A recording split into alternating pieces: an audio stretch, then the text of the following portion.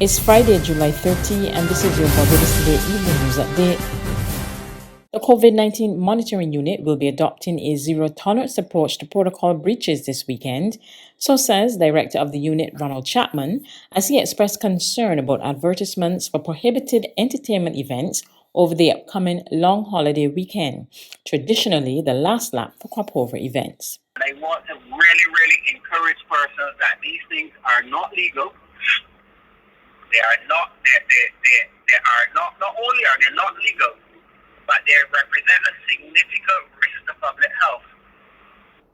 And now that our COVID cases are falling now again, I think yesterday or the day before we only had one case.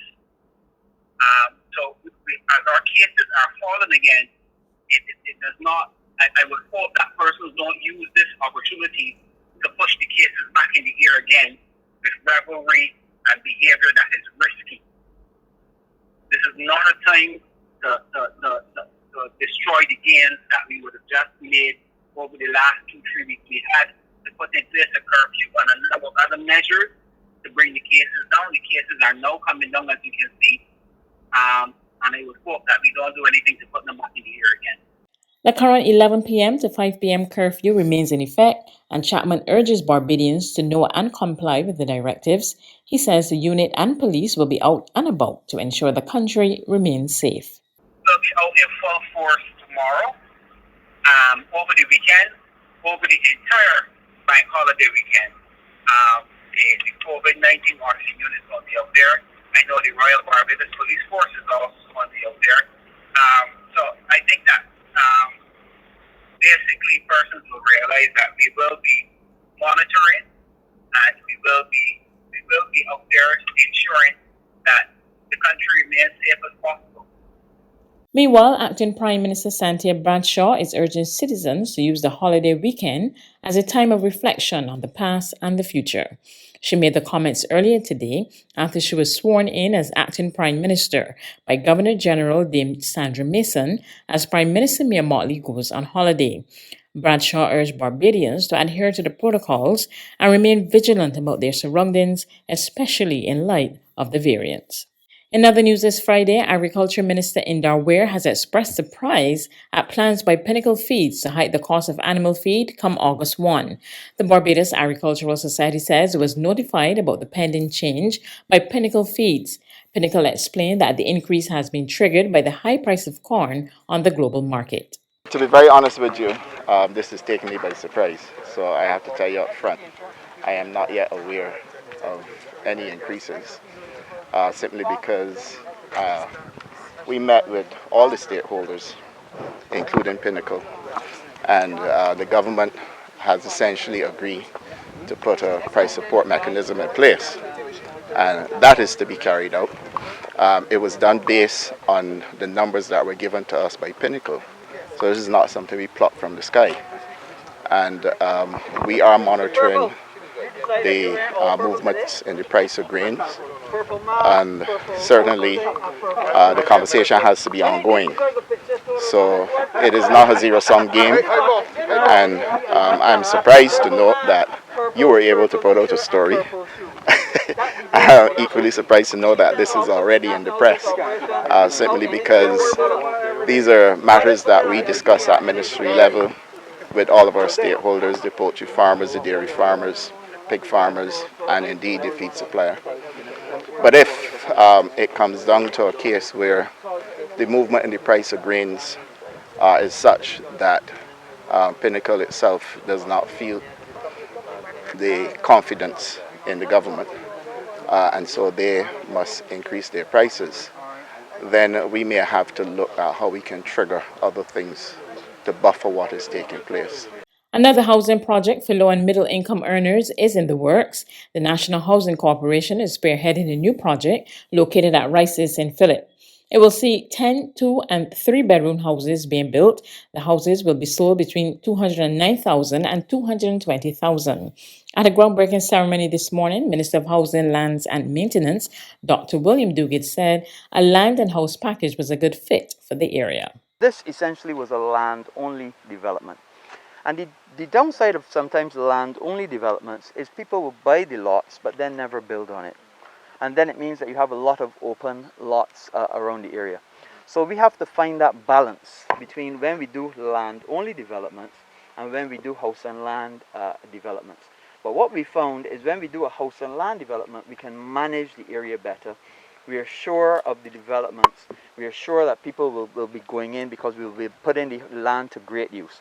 But even when you look around here, you see a lot of lots that actually were sold already, but no one has started construction.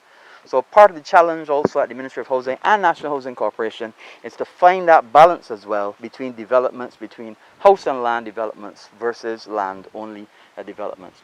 Former Cabinet Minister Hamilton Lashley is pleased that Barbados will finally become a republic, but he's not impressed that the swearing-in of the country's first president will take place on Independence Day. He suggests that November 30th is the wrong day for Barbados to mark its accomplishment of attaining Republican status. He argues that such a move will destroy the true meaning and symbol of Independence Day. We should not, I said, because we should not have Republican Day on Independence Day. They're two outstanding achievements by Barbados, by two outstanding Barbadian Prime Minister, then therefore let each have its space and its relevance in the Barbadian society. There's regional and international news after this short break.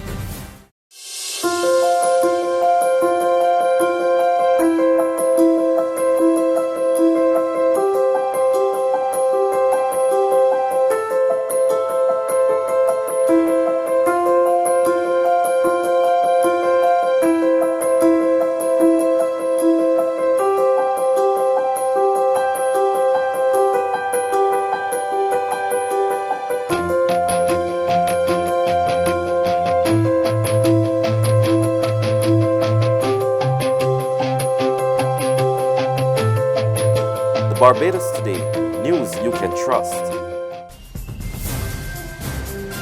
To regional developments, the Antigua and Barbuda government lowers the cost of COVID-19 tests for unvaccinated frontline workers in the public service. The announcement came from Information Minister Melford Nicholas. That the cost will now be lowered to $50 per instance for the rapid tests. The basic cost for these tests it's $20 and the government has fixed the cost at $50 EC per instance for persons who are exercising the option to be tested. ABS's checks reveal the market price for these tests is in the region of $200 EC, making the cost reduction to $50 significant. Minister Nicholas assures the mandating of testing was never about causing financial hardship. Many have argued, and perhaps maybe forcefully so, that the conditions could prove to be financially onerous and even burdensome to many a person. Just to indicate that the government's balance in these affairs is not to necessarily put anyone at the point where they have a feeling that they're being economically oppressed, but there is certainly still going to be a consequence for having to conduct a test. On the international front, an internal document from the U.S. Centers for Disease Control and Prevention says the Delta coronavirus variant surging across the United States appears to cause more severe illness and spread as easily as chickenpox. The document, a slide presentation, outlines unpublished data that shows fully vaccinated people might spread the Delta variant at the same rate as unvaccinated people. CDC Director Dr. Rochelle Walensky has confirmed the authenticity of the document. She told CNN, people need to understand this is serious. The CDC presentation says the Delta variant is about as transmissible as chickenpox, with each infected person on average infecting 8 or 9 others. That's news, but for the very latest, visit our website at www.barbadostoday.bb. You can also subscribe to our e-paper, email updates, or like us on Facebook, and sign up for our breaking news alerts via WhatsApp. We're also on Izumi Media and bus terminals, as well as screenplay at supermarkets and gas stations near you. You can also hear us on Mix 96.9 FM and Capital Media HD 99.3 FM.